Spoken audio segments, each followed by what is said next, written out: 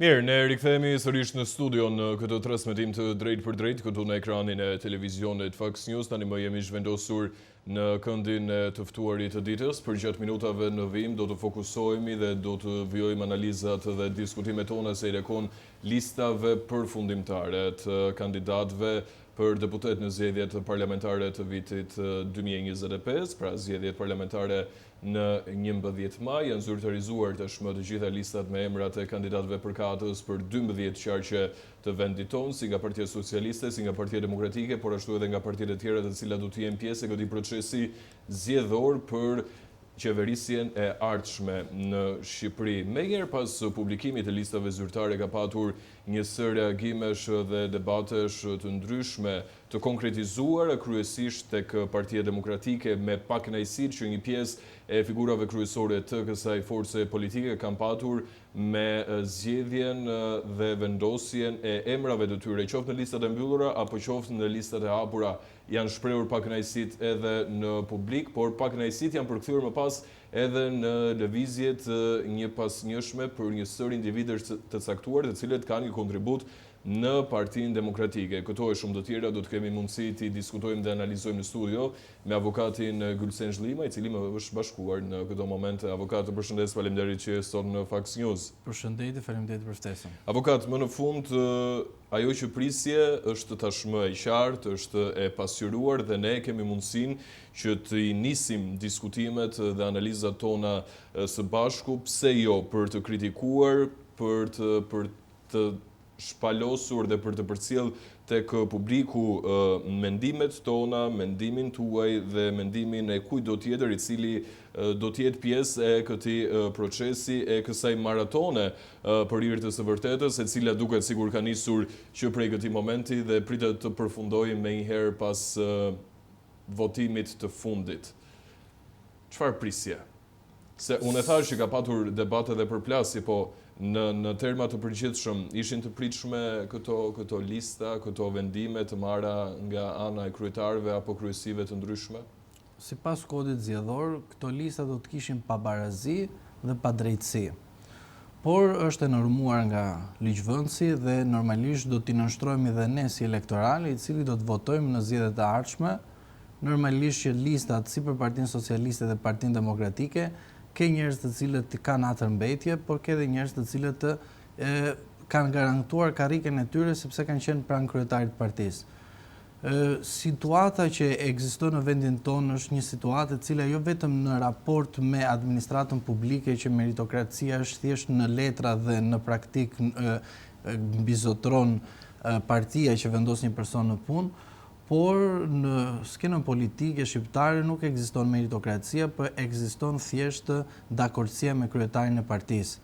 U pa shumë qartë nga primaret që u zhvilluan në Partinë Demokratike nuk ishin primare të drejta, sepse pam qartësi që ka zhgënjime për arsye se disa individ kanë marrë vota nga antarësia e partisë dhe në fund fare nuk janë përfshirë fare në listën as të mbyllur as të hapur. Dihet që në një parti ku nuk ekziston demokracia e brendshme, normalisht do të ketë padrejtësi. Dhe padrejtësia u duk jo vetëm nga Partia Demokratike, por edhe tek Partia Socialiste. Në këto zgjedhje unë nuk mendoj se kemi të bëjmë me konkurim të drejtë, kemi të bëjmë me konkurim të pabarabartë dhe atë që do të dëgjojmë pas zgjedhjeve të 11 majit në 12 maj, zgjedhjet u vodhën dhe normalisht do të kemi viktimat dhe autorët. Mendon se do të ekzistojë sërish kjo lloj retorike, se të paktën gjatë zgjedhjeve të fundit këtë kemi dëgjuar vetëm. Ne kemi dëgjuar në çdo moment në Shqipëri që zgjedhjet vidhen dhe blihen. Tani tek fjala e vjedhjes dhe blije, normalisht ligjvendësi është ai i cili ka fajin dhe nuk mund të ta delegosh tek populli shqiptar. Tek populli shqiptar mund të delegosh fajsinë e të blerur, pra për shitblerja, ai i cili blen edhe ai që shet votën e tij, normalisht aty është përgjegjësia e popullit. Por aty ku normohet në parlament, normalisht fajësia është drejt për së drejti për kryetarin e Partisë Socialiste Edi Rama dhe kryetarin e Partisë Demokratike Sali Berishën. E qartë, avokat, ne do të kemi mundësi që të kemi të gjitha grafikat e 12 qarqeve për të analizuar skuadrat e cilat janë përzgjedhur qoftë nga Partia Demokratike apo qoftë edhe nga Partia Socialiste, por ajo që është vënë re avokat, të paktën flasim për qarkun e Tiranës, kryetarët kanë vijuar të luajnë me po të njëjtat figura, pra nuk është se ka shumë ndryshime në lëvizjen e emrave apo figurave kryesore të këtyre forcave politike. Ndryshimet kanë ndodhur në 11 qarqe të tjera, ku qoftë në listat e hapura kryesisht janë vendosur figurat të reja, janë vendosur figurat të pastra, pse jo me backgrounde të ndryshme. Pse është bërë pikërisht kjo zgjedhje dhe a është rastësi që të dyja këto forca politike kanë zgjedhur që në listat e hapura për 11 qarqe të tjera përpos Tiranës të vendosen pikërisht këto figura, dhe kush do ta bëjë luftën e këtyre figurave? A do të prodhojnë këto figura të reja vota? Çfarë ndodh në këndvështrimin tënd? Së pari, të lutem dua ndihmën tënde, sepse ndonjëherë harrojmë edhe gabojmë. Jemi në çfarë viti jemi? Në 2025 apo në 2008? Se në rast se ne i referojmë listës së Tiranës, duket qartëzi që jemi në 2008. Pra, pas Gërdecit, u bërë një marrëveshje që u cënua zhvillimi i demokracisë. Që sot flasim për zgjedhje të lira dhe të parabarta, është thjesht teori, se në praktik zgjedhjet apo me procesi demokratik që janë zgjedhjet, ose konkurenca që është nëpërmjet kandidatëve dhe vetë kryetarëve të partive, u eliminuar në 2008. Unë nuk mendoj se jemi në 2025. Jemi në 2008 dhe vazhdon loja e bërë nga Edi Rama dhe Sali Berisha. Dakordësia e tyre nuk jep zhvillim, jep thjesht një, do të thoja, një keqpërdorim të një pushteti të dhënë qyll nga qytetarët shqiptar për të mirën e vendit. Kandidatët që janë në lista, për shembull Tirana, për 2 subjekte kryesore. Ti marrim me radhë edhe mendimin e regjisë, e cila do të më vendos në këto momente në dispozicion grafikun.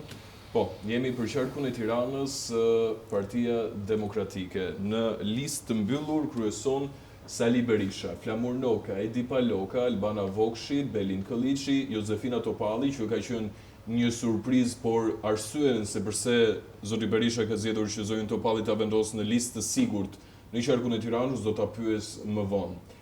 Erisa Xhixho, nën presidente e Partisë së Lirisë, pra kemi aleatët, kemi Tedi Blushin, sekretari i përgjithshëm i Partisë së Lirisë, Mesila Doda, Klevis Balliu, Fatmir Mediu, po ashtu aleat, dhe Besart Xhaferi. Nga ana tjetër kemi përpara se të ndalem ke lista e hapur, komentojmë pak listën e mbyllur. Së në mënyrë që t'i marrim me radhë dhe të jemi sa më të qartë edhe për publikun. Së pari tek lista e mbyllur shikohet qartazi që zoti Berisha ka vendosur personin që mund t'i trashëgojë partinë. Që kush është? Jozefina Topalli. Pse e them? Flamur Noka, Edi Paloka, Albana Vokshi, Erisa Xhixho mos gaboj, dhe të tjerë kanë ndjekur mandatet e tyre në 2018. Një fakt, zonja Topalli nuk ka qenë pjesë fare në 2018 sepse zoti Basha e ka larguar në 2017. Në raport me ndërkombëtarët dhe përcenimin e demokracisë, zonja Topalli ka imunitet, që do të thotë asnjë nuk mund të bëj kritika ndaj saj kur nuk ka qenë në lojën aktive politike. Gjithashtu zonja Topalli ka qenë kryetare Kuvendit të Republikës Shqipërisë 2005, mos gaboj deri në 2013. Pra nuk ka qenë në pushtetin ekzekutiv që të mbaj përsipër apo përgjegjësi që i takojnë të tjerëve. Zonja Topalli, ka edhe një fakt tjetër që duhet ta themi, se po bëjmë një analizë. Patjetër.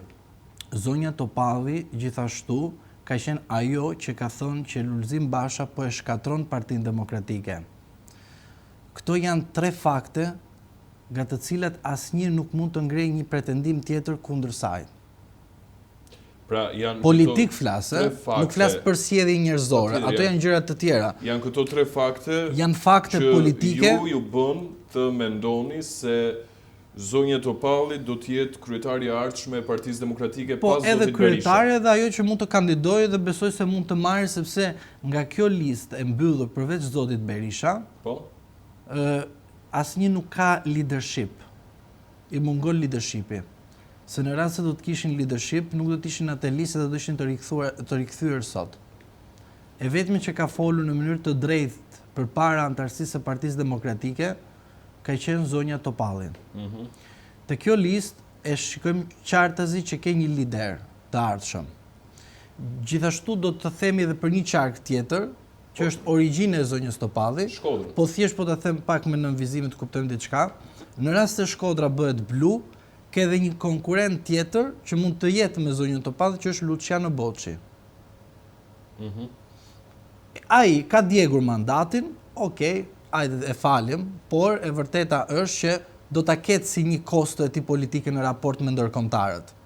Se ndërkombëtarët nuk mund të imagjinojnë dot djegjen e mandateve dhe dhënien e pushtetit lokal tek kundërshtari pa shkuar tek betejë. Për sa i përket listës së të hapur. Po, ndalemi pak ke listë e hapur, që të jemi sa më transparent edhe me publikun. Regjia, të lutem ma vendos pak në ekran të plot grafikën. Etem Aga, Ilir Ali Mehmeti, doktori, Erisa Bajaziti, Eduard Çaça, Krishnik Çollaku, Rivelino Çuno, Dhurata Çupi, Petri Doda, Aslan Dojani, Mhill Gecaj, Petrit Gjorgji, Altin Goxhaj, avokati. Kolegu, i uroj suksese publikisht, uroj që të do thoja diçka. Është një nga persona që ka thënë të vërtetën, nuk është dëgjuar në asnjë vend dhe është një surprizë, por është edhe një reflektim për zotin Berisha, që në fund fare nuk la Ta janë qendrështar të vërtet. Qendrështar të vërtet, normalisht ai duhet të konkuronte diku, sepse ajo konkurrencë në listën e hapur i jep atij normalisht një mbështetje popullore, ka qenë tek Fox News edhe është vazhdimisht, është këtu e 7 vite, është i vetmi televizion që i ka hapur hapësirën pas një kompleks, pas një kufizim, ka thënë shumë gjëra të cilët janë të vërteta dhe i kemi sot fakt të kryer. Gjithashtu unë besoj që aktivizimi i tij për të sjellë një ideologji konservatore në Shqipëri, që ne nuk e kemi, pavarësisht se citohet, po nuk ekziston, thjesht është një mesazh jo vetëm për brenda Partisë Demokratike që ku është ideologjia juaj, por është për shoqërinë shqiptare që të kuptojnë çfarë do thotë e majta, e djathtë dhe çfarë do të thotë të qenurit qendrëstar i pashitur dhe bler djathtas majtas, edhe për të dhënë atyre që ti i frymëzon një përfaqësim. Është shumë pozitive kjo iniciativë ose më mirë ky qendrim që ka mbajtur zoti Goxhaj. Mirë, vijojmë më pas me Mimoza Hajdarmataj, Edith Harxhi, Lisandër Hoxha, Lorenca Hoxha, Arjan Hoxha, Rudin Hylviu, Shpëtimi Drizi, nga aleatët, Julia Iliriani, Albi Jahelezi, Salvador Kaçaj, Adriana Kalaja, Arnold Karishi, Akil Kraja, Besim Kuka, Pranvera Kurpalaj, Ilir Meta. Dhe kjo ka qenë një nga çështjet dhe emrat më të diskutuar se rakon listës së hapur të Partisë Demokratike për qarkun e Tiranës. Zoti Meta, për mendimin tim, ka bërë gabim që ka shkuar te lista e hapur. Pse? Sepse ai duhet ishte në listën e mbyllur. Unë po t'isha kryetari i partisë duke pas një aleancë të tillë, unë do ta vendosja do ai tek lista e mbyllur, sepse duke qenë në burg, njerëzit nuk e kuptojnë qartazi a duhet të votohet apo jo. Dhe normalisht burgu mund të jetë politik ose penal, e rëndësishme është që ai të ishte deputet i sigurt. Është zgjedhja e tij, po përgjegjësia do të jetë e tij personale, sepse në fund fare, duke marrë referencë që kemi të bëjmë me Plepa 2, normalisht që unë kam dyshimet e mia. Uroj të ketë sukses, të bindi Partinë e Lirisë që të votojë në listën e Partisë Demokratike, ashtu të marrë dhe socialistë të vjetër të cilën e njohin, por kam dyshimet e mia që mund edhe mos të ketë një rezultat spektakolar për sa i përket futjes në parlament. Por këto janë dyshime. Merr mandatin e deputetit zoti Meta apo jo? Prandaj të mbaj rezerva, nuk mund të shprehem drejt për së drejti, për arsye se Pra ke dyshimet e tua. para se t'u arrestonte, nuk e di kush e ka këshilluar në mënyrë të gabuar, dhe kjo është pasoja e rëndë që ndodh tek këta politikanët tanë, që nuk këshillohen qartësi, thjesht kanë servila që e rrethojnë, dhe servilat që e rrethojnë e kanë çuar zotin Meta në burg, sepse zoti Meta ishte në procedim penal dhe nuk kishte pse t'ju bënte një mas sigurie arrest në burg në këtë fazë, sepse ishte në hetim. Normalisht, përgjegjësia është individuale, por përgjegjësia është edhe jote, edhe kolektive, kur këshillohesh nga servila. E kuptoj, dhe më pas vjojmë emrat e fundit, Grigel Smuçollari, Myslym Murizi. Një figurë e rëndësishme, zoti Murizi, pavarësisht se edhe ky ka bërë parti politike në 2021, mos gaboj. Po. Një opozitar brenda Partisë Demokratike, besoj dhe shpresoj të ketë patjetër vota dhe duke uruar që personi nga daljet publike të mbledh vota sa më shumë në krahasim me të tjerë të cilët kanë heshtur në gabimet e Sali Berishës. Zoti Murizi nuk ka heshtur dhe ata të cilët duan një parti demokratike të shëndetshëm duhet votojnë njerëz që hapin gojën. Ata të cilët janë servil nuk do ju bëjnë asnjë shërbim, thjesht do ju kthejnë kurrizin. Si do të përkufizoni vetëm me fjalitë vetme listën e hapur dhe të mbyllur bashk për skuadrën e Partisë Demokratike për qarkun e Tiranës përpara se unë të ndalem ke Partia Socialiste? Së pari, tek lista e mbyllur thash që do të kemi surprizë që do të jetë një ndër kandidatët kur zoti Berisha do të lejë detyrën, zonja Josefina Topalli. Në listën e hapur kemi kandidatin potencial për kryetar bashkie të Tiranës. Duke ju referuar ligjit të vetë qeverisjes vendore, zoti Erion Veliej e mbaronte mandatin e tij përfundimtar në 2027. Edhe sikur të jetë aktualisht deri në 2027, edhe në masën e tij arrest në burg, zoti Veliej nuk mund të kandidojë. Dhe duke qenë se nuk mund të kandidojë, normalisht opozita shqiptare ose më mirë, Partia Demokratike, pjesë e opozitës shqiptare, duhet të provoj njerëz në listën e hapur, kush merr më shumë vota, ai bëhet dhe kandidat për kryetar bashkie të Tiranës. Pra, në qarkun e Tiranës, Partia Demokratike ka kryetarin e ardhshëm të partisë dhe kryetarin ose kandidatën për kryetarët bashkisë të Tiranës. Ma zbulo emri. Shiko, unë jam me emrin Ilira Alikmemeti dhe Jorida Tabaku. Kandidat potencial për bashkinë e Tiranës. Sepse zoti Ali Mehmeti është futur si këshilltar, ka kandiduar në primare përballë zotit Kolliçi dhe unë mendoj se është një ndër alternativat që mund të zgjidhen duhet parë gjithmonë votën, sa vota do marrë. Në rast se është i fundit normalisht është djegur. Pse e them këtë? Sepse është antar i Këshillit Bashkiak. Gjithashtu dhe zonja Tabaku ka qenë nën kryetare e Bashkisë së Tiranës. Pra, kemi dy individ të cilët unë mendoj po morën më shumë vota, i ke potencial për kryetar Bashkia e Tiranës. Gjithmonë me logjikën që të thash. Tani, kryetari i partisë në rast se do të shkojë në një përzgjedhje të gabuar ashtu siç ka bërë me Lulin, mund ta bëjë jashtë kësaj liste dhe jashtë pëlqimit të popullit shqiptar. Por në rast se ato duan të testohen, do testohen tek populli në zgjedhjet e ardhshme parlamentare në listën e hapur në qarkun e Tiranës. Dikush do më thotë, po janë edhe bashkitë të tjera, po dihet që Tirana është më e madhe, normalisht që shumicën e atyre rasteve do të marrin nga Tirana vota.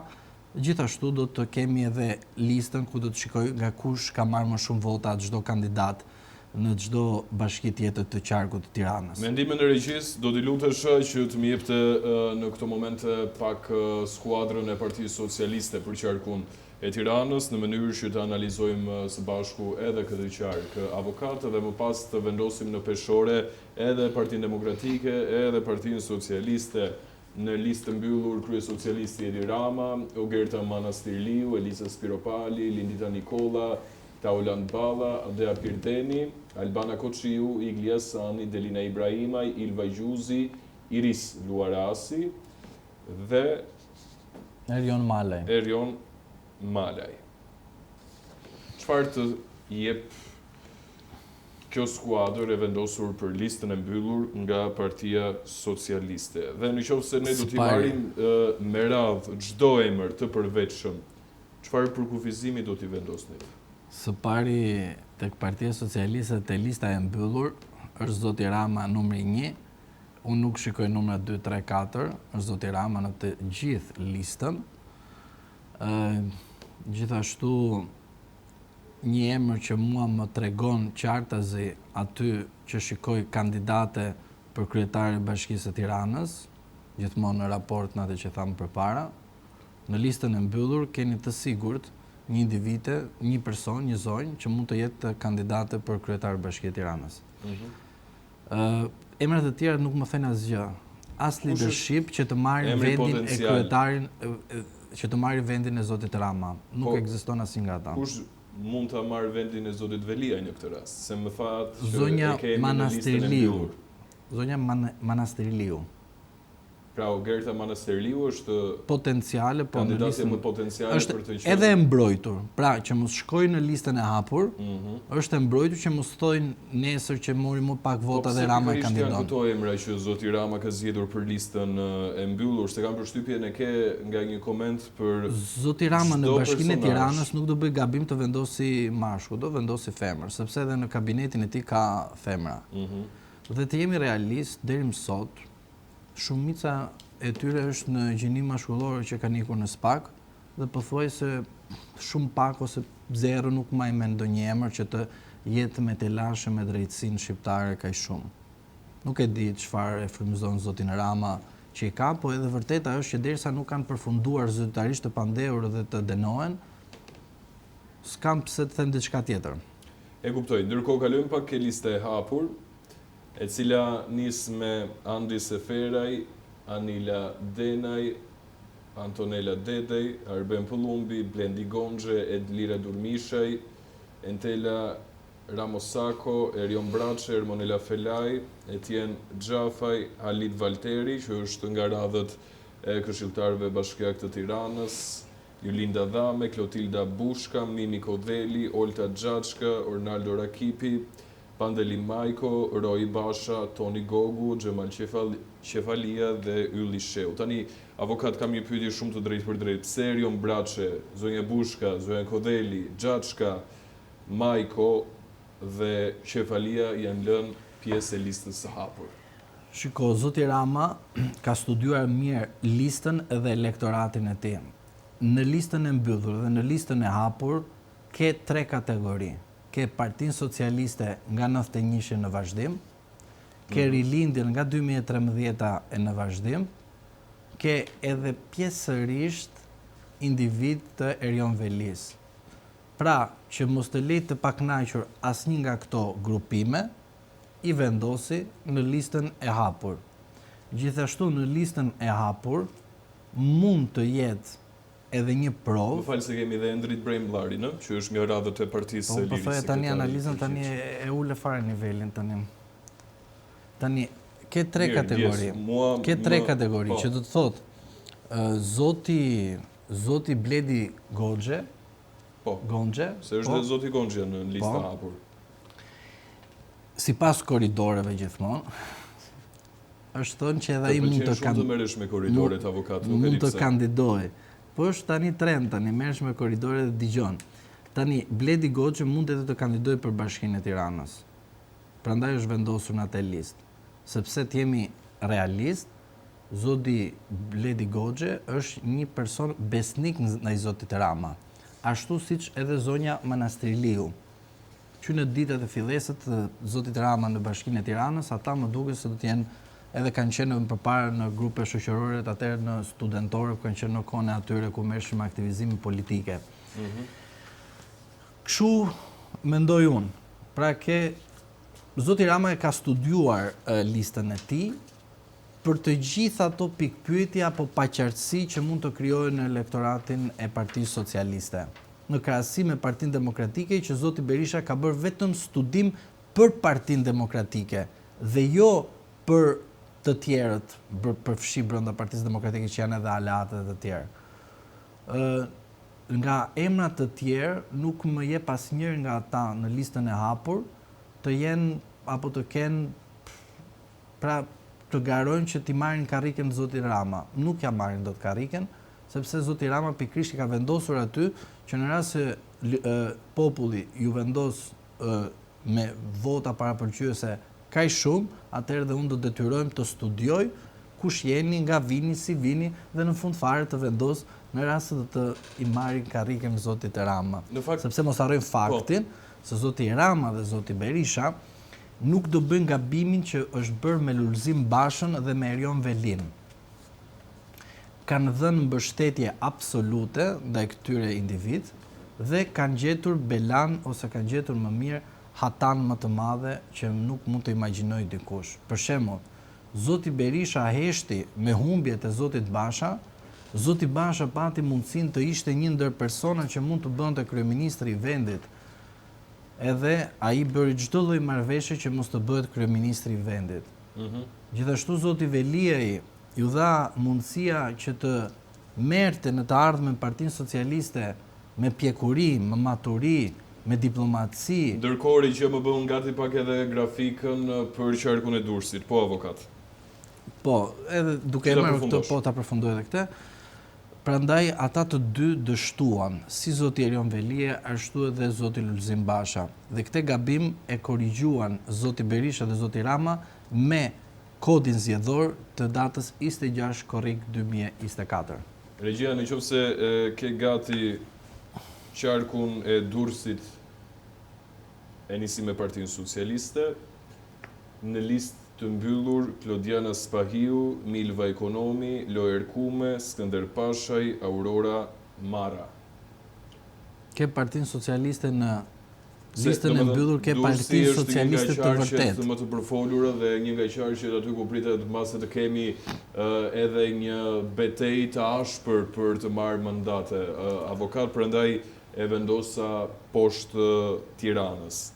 Durrësi dhe Partia Socialiste ka një strukturë të mirë organizuar, e përçarë për shkak edhe të mos pjesëmarrjes shumë aktive të zotit Dako, edhe të tjerë funksionarë të Partisë Socialiste, por emrat e para në listën e mbyllur është Partia Socialiste e vërtet, jo ajo Partia Socialiste e ardhur pas 2013-s.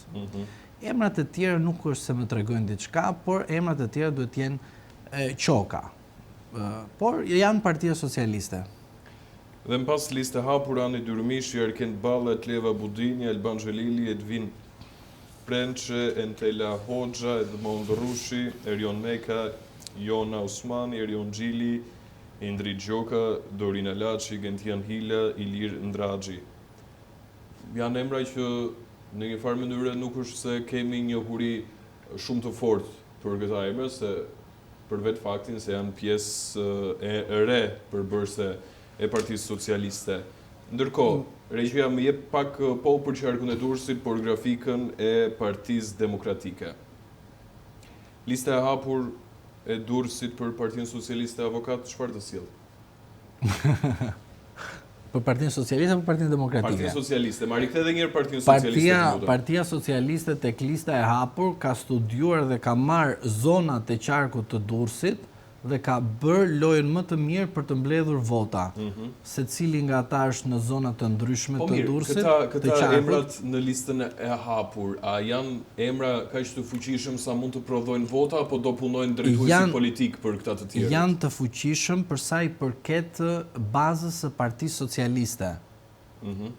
Janë njerëz të cilët me sa kuptoj kanë një bagazh brenda zonës apo strukturës lokale.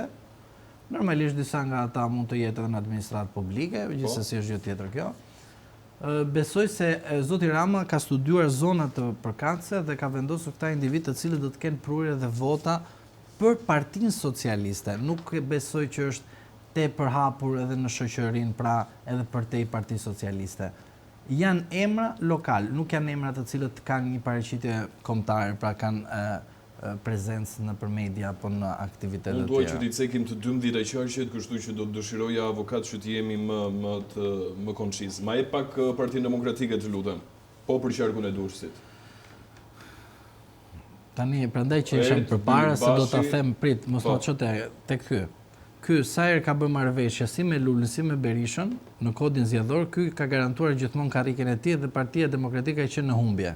Nuk e di ku e gjejnë këtë fat, këta individ, edhe partia jote nga humbje në humbje edhe vendos në listë të sigurt. Nuk e di. Inshallah gabofsha këtë drama. Oerd Bylykbashi, Genc Strazimiri, Manjola Luku, Artan Luku dhe Igli Cara. Është përfolur shumë emri i zotit Cara. Mendoni se është një nga ata kandidat, pavarësisht se do të jetë zyrtarisht pjesë e parlamentit, po... Jo, një sekond. Duhet kuptojmë diçka se nuk e kuptojmë. E prandaj tani do marrim kohë. Të gjithë subjektet politike, pavarësisht se si e kanë historikun e tyre, kur shkojnë në zgjedhje, rezultati është 0-0. Kur të dalë rezultati përfundimtar, atëherë shikojmë a do të jenë apo jo këta individ. Pavarësisht se ne referojmë 2021-shin. Do ne kuptoj, i referosh 2021-shin, jam dakord, por thjesht për opinionin publik që mos të kuptoj që shiko PD-ja, PS-ja sa po hapin kutit janë mbushur kutit. Jo, duhet kuptojmë që ligji nuk parashikon që çfarë përqindje ke pas ti në 2021-shin, tani e këta deputet do jenë në 2025-ën.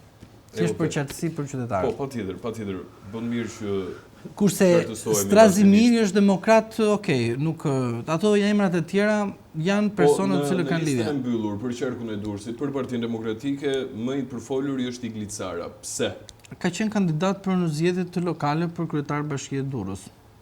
A tregon kjo për folje një potencial të mundshëm, pra një individ i cili është i aftë të grumbullojë vota dhe të punoj edhe për listën e hapur të Partisë Demokratike që... Pavarësisht rezultatit që mori në zgjedhjet e 2023-shit, normalisht ai ka potencialin të marrë vota dhe patjetër edhe njerëz të cilët nuk e kanë votuar tani mund edhe ta votojnë. Por kjo është një përgjegjësi ose një aktivizim personal që personi do të bëjë fushato, nuk do të bëjë, por në rastin konkret unë mendoj që të gjithë personat si në listën e hapur si të mbyllur duhet të shkojnë të bëjnë fushatë. Dhe mos ta marrin të mirëqenë se janë të listat e mbyllura, sepse ka raste në vendet e botës, parti tradicionale, kur kanë shkuar në kutitë e votimit, kanë parë që as pesa nuk u merrte për deputet. Mirë, listë e hapur, Edlira Arizi, Skënder Dika, Jola Hysa, Aulon Kalaja, Iliriana Kuçana. Urdhro. Aulon Kalaja. Ka qenë nga më të votuarit në primaret në Durrës dhe është vendosur në listë hapur. Patjetër, shqyr që e vendosën në listë, të jem realist, se unë mbaj mend Auloni që e vetmja gjë që më ka bërë përshtypje sa po ndodhi tërmeti në 2019-ën, vajti pas një përfitim personal, mblodhi me njëherë njerëz të tij sepse më duket se do të jetë nga fushkruja nga te ka origjinën, dhe vajti dhe mblodhi gjithë ato ndihma për njerëz të cilët shteti akoma nuk kishte kuptuar tërmetin, kurse Auloni u zgjua me njerë dhe iku për të ndihmuar qytetarët e tij, njerëzit e tij. Nga këto veprime kuptohet kush është politikan dhe kush është deputet për zërin e qytetarëve. Tjerat.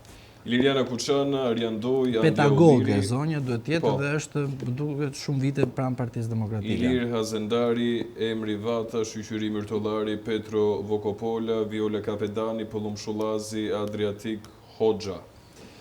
Tani, në qoftë se ne vendosim në peshore, se nuk ta bëra këtë pyetje për qarkun e Tiranës, po qarku i Tiranës ka goxha punë dhe do ta flasim në një moment të dytë për qarkun e Durrësit, në qoftë se vendosim në peshore Partinë Socialiste dhe Partinë Demokratike, listat e miratuara nga do të anoj peshorja gjithmonë në analizën tënde, se kam përshtypjen e ke të qartë edhe një lloj projeksioni, po nuk do ta zbulojmë në këtë moment të projeksionin. E kemi të qartë se kemi bërë, por gjithmonë po të punojnë të gjithë kambet me meritokratësi.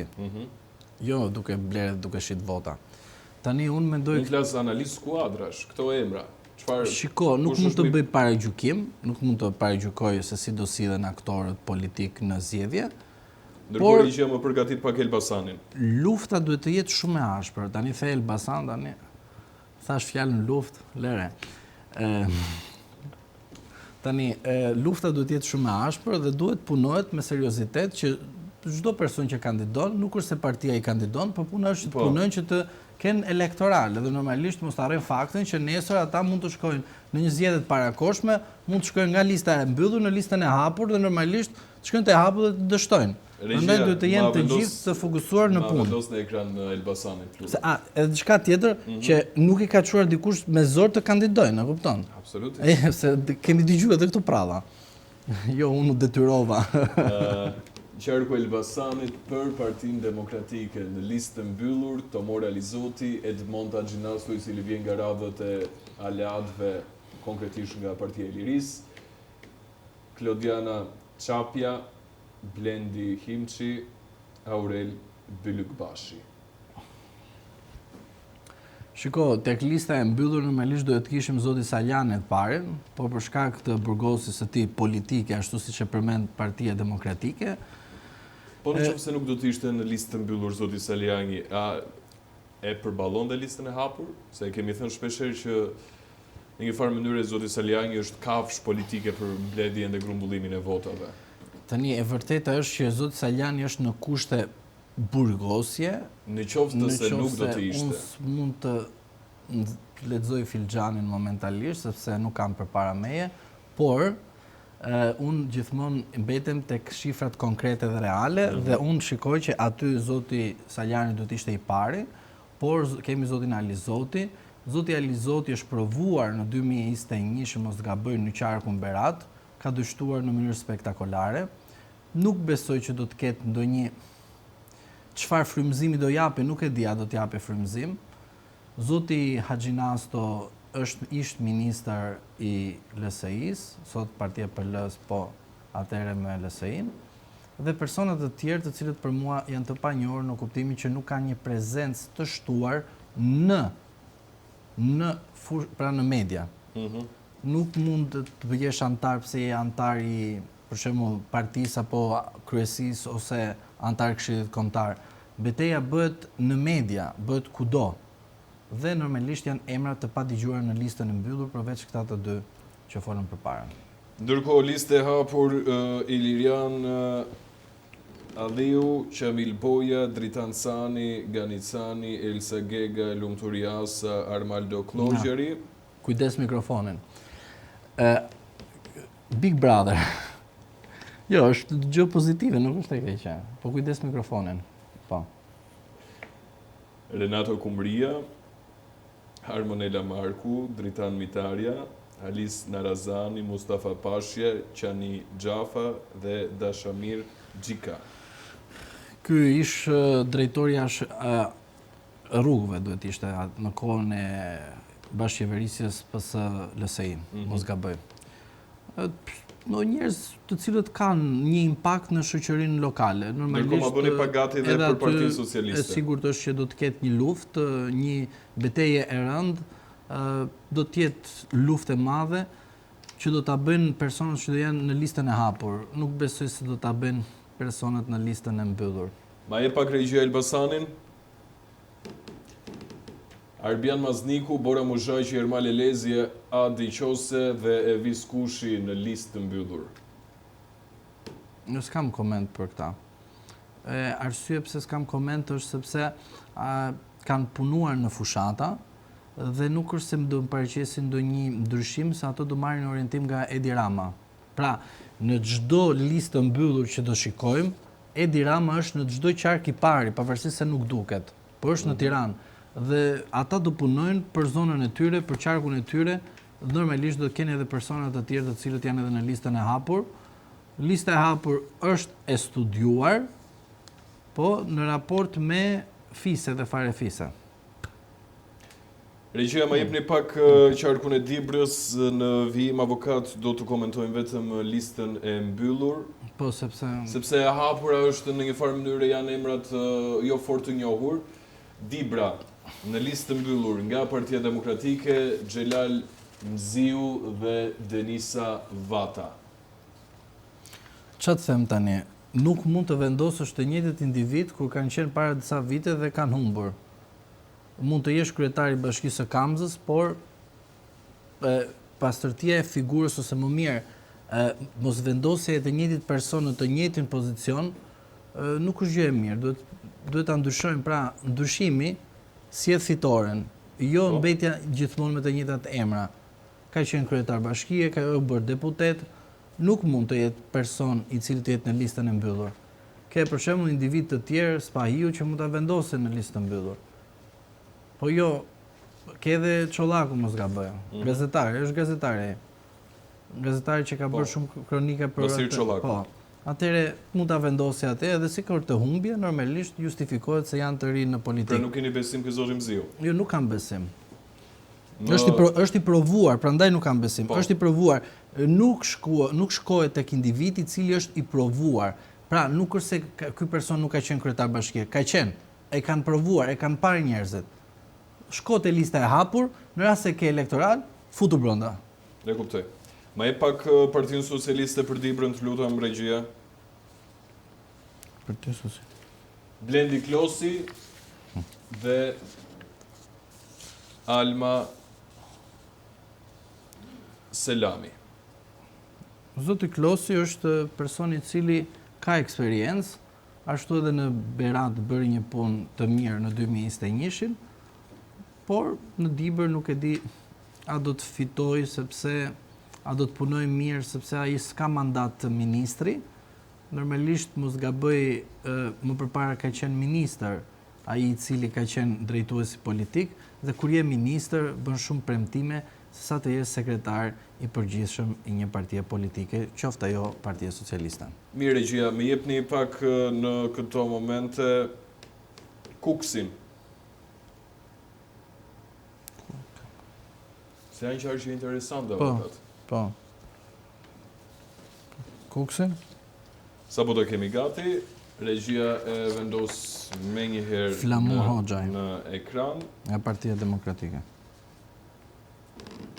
Në listë mbyllur, vetëm Zoti Hoxha, në listë hapur Isuf Çela, Shkëlqim Shej, Elvira Peka. Ndërkohë më bëni dhe gati dhe Partinë Socialiste për tek lista e mbyllur tek Partia Demokratike, besoj mos gaboj, është ky deputet nuk ishte bindur për demokratët të vërtet kur ishte lufta me Vulën. Dhe ky person është përsëri në listën e parë. Nuk e di a do të isha në atë zonë dhe do të votoja Partinë Demokratike, do kisha dyshimet e mia. Kështu mendoj unë. Në rast është person i cili nuk ishte bindur që Vula që atëherë i takonte Sali Berishës. Ndërsa unë që isha deputet edhe asgjë me Partinë Demokratike s'më lidh, isha i bindur që Vula dhe partia ishte për Sali Berishën se pikërisht ishte punuar shumë keq dhe me dinakri kundër Sali Berishës. Ma e pak Partinë Socialiste regjia. Eduard Shalsi. Ky ka thënë fjalën më të bukur. Të gjithë kemi qeshur, por ai tha të vërtetën. Në 2013-ën do vjedhim, jo si këta, po pak më ndryshe. Dhe kanë përfunduar të gjithë në burg. Çfarë do them këtu tani? Regjia më bën pak gati Lezhën, Partia Demokratike dhe Partinë Socialiste njëkohësisht. Veti kanë thënë, mos na paragjykojnë, veti kanë thënë, i kanë zë me figurë. Jo, ato e di. Ai ka thënë të vërtetën. Jo, ai ka thënë të vërtetën. Ai pak me lezet, po ai lezeti, po nuk është shumë i tepruar lezeti, ky është problemi. Po tha vërtetën. E kam Lezhën gati regjia. Të paktën ishte i sinqert nga të tjerët. Agronqek Markaj dhe Elda Hoti për Partinë Demokratike për qarkun e Lezhës. Agronqek Markaj dua të kujtoj këtu që ka qenë një nga ata persona i cili doli hapur kundër zotit Berisha dhe tha se nëse në vitin 2025 zoti Berisha kandidon për kryeministër, unë nuk do të jem pjesë asnjë forumi dhe organizmi të Partisë Demokratike, ndryshe paraqitet në këtë listë.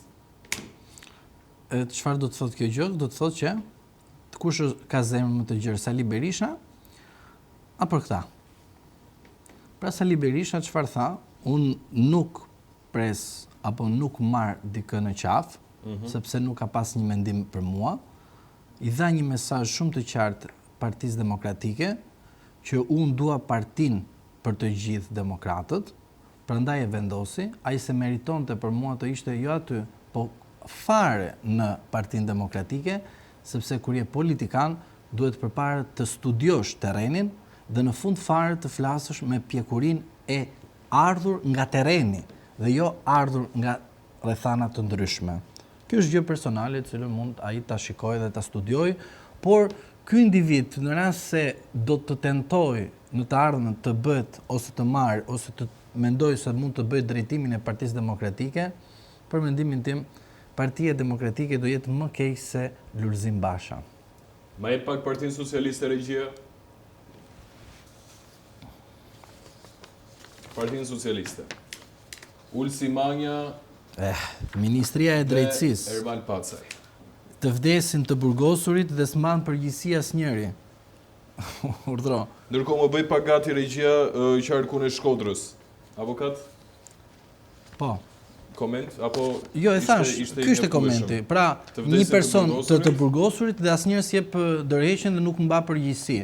Është shumë e qartë kjo gjë, nuk ka pse të merresh me zotin Manja, i cili vjen nga radhët më duket e avokatisë së drejtësisë, ka qenë ish prokuror dhe ka qenë një ndër personat që mbështeste një plan të keq duke eliminuar drejtësinë shqiptare, pra duke sjellë gjithë gjykatat e apelit në Tiranë dhe duke demoralizuar drejtësinë në tërësinë e saj dhe gjithashtu duke promovuar, do thoja, gjithë ato ligje për noterët dhe diskriminuar në mënyrë absolute profesionin e avokatit.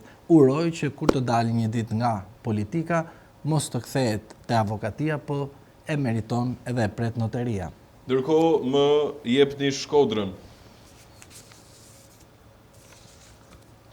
Partia Demokratike, qarku Shkodër, listë mbyllur, Luciano Boçi, Greta Bardeli, Ramadan Likaj dhe Klit Hoti. Luciano Boçi, Partinë Socialiste. Lista e mbyllur është një listë prove. Në rast se Shkodra bëhet blu, normalisht zoti Boçi do të jetë surprizë. Unë mendoj dhe kam besim të shkodranët që ata do të kuptojnë në fund fare që Shkodra e kulturës dhe traditave do të jetë ajo që do t'japi mesazhin e ndryshimit dhe dinjitetit demokratik të vendit ton, ashtu siç e ka dhënë në historinë e saj të shumë kohë përpara. Prandaj unë mendoj që Shkodra në rast se bëhet blu, zoti Boçi do të ketë mundësinë të jetë një kandidat potencial për kryetar Partisë Demokratike në konkurrencë me zonjën Josefina Topalli, që është edhe ajo me origjinë nga Shkodra. Ma jepni Partinë Socialiste, ju lutem.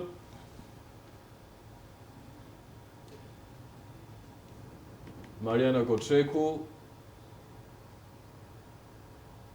Onid Beleri, Gjenis Qela dhe Bujar Renxha. Të panjohur. Nuk e dia, i njihni ju? Unë si njoh. Ky është komenti? Ky është komenti. Unë mendoj se kush është drejtuesi politik aty? Zoti Benet Beci, mos gaboj. Po. Listë e cila nuk ka profil politik. Mirë, sepse zoti Beci nuk u tërhoq nga mandati kryebashkiaku. Unë kam frikë se kjo lista e mbyllur dhe ajo e hapur normalisht nuk do të sjellë tek Partia Socialiste rezultatin e 2023-shit. Kujdes mikrofonin. Prandaj mënyra se si më përgatisni pak fjerin, ju lutem. Është normuar kjo listë, mendoj se nuk do ta ketë Partia Socialiste kaq shumë të lehtë fitore në Shkodër, se lista është pak problematike. Mi jepni fjerin, ju lutem Regjia. Kalojmë pak ke qarku i fjerit avokat, që lere, me babin e Zenit, lere, se kam thonë, edhe ta them, me babin e Zenit, Qa ti thosh Sali Berishës? Gazmend Bardhi. Tani, unë Sali Berishës do t'i them vetëm këtë gjë.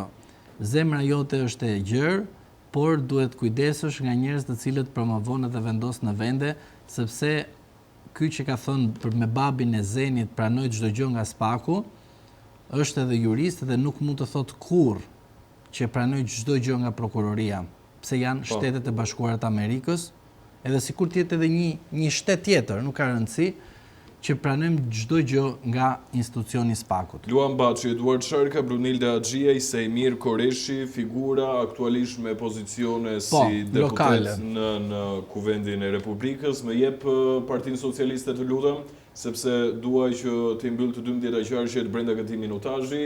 Belinda Balluku, Mile, Erion Mile, Malaj Zaka Nako.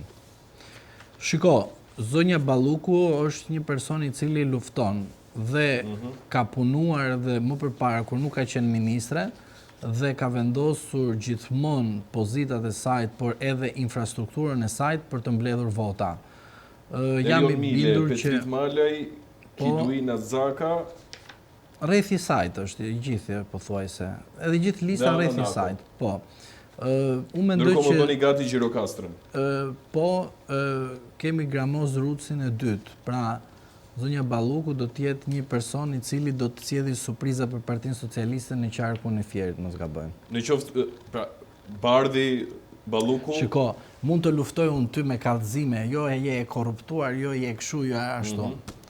Nuk luftohet betejë elektorale, nuk luftohet sa i korruptuar sa kështu është. Kush në terren mbledh vota, i çon kutinë e votimit, aty bëhet puna. ma jep Gjirokastrën të lutem. Veteranët.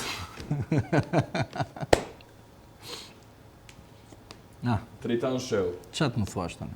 Njësoj si di bra. Tani, kur ke humbur, nuk mund vendosësh të njëjtin person.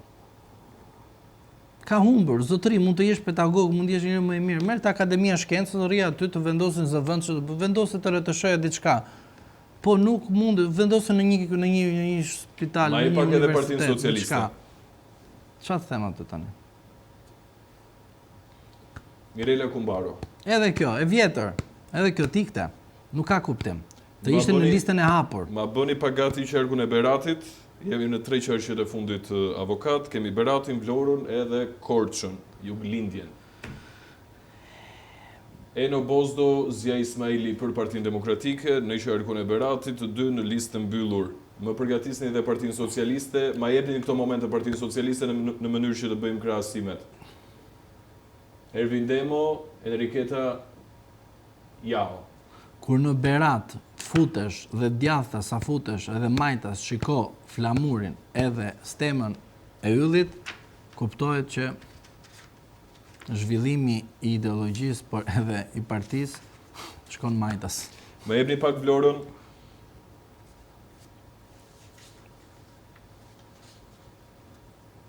Kam përshtypjen edhe Vlora do të jetë Ja, një surprizë. të njëjtat persona, Avokat. po. Bujar Leskaj, Atird Hoxha, Ina Zhupa, Vangjel Dule. Ina Zhupa ka dalë nga më të votuarët në procesin e primareve, e para, për të thënë. Ç'të them? Ndërkohë, ma jepni Partinë Socialiste, se kam përshtypjen avokati s'pas ka koment. Mos kam koment sepse ç'a ti komentoj, janë të pakomentueshëm.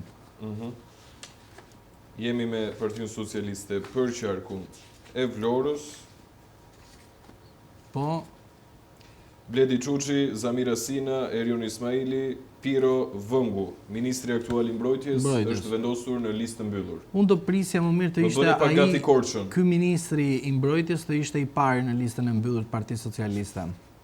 I pari, Duhet të ishte i pari më mirë që të ishte edhe drejtues politik. e kuptoj. Mi jepni pak Korçën regjia për ta përmbyllur.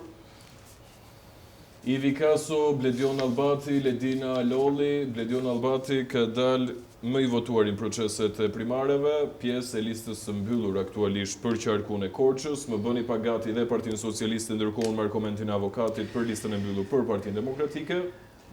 Partia Demokratike ka një jurist i cili është i shkëlqyer, uroj të ketë sukses sepse na duhen avokat në parlamentin kësaj radhe dhe uroj që këta kur të normojnë ligjet, ti normojnë në mënyrë të dur dhe t'i përpunojnë përpara se të na sjellin ne copy-paste. Niko Peleshi, Veteran Romina kë. Kuko dhe Genti Lakollari.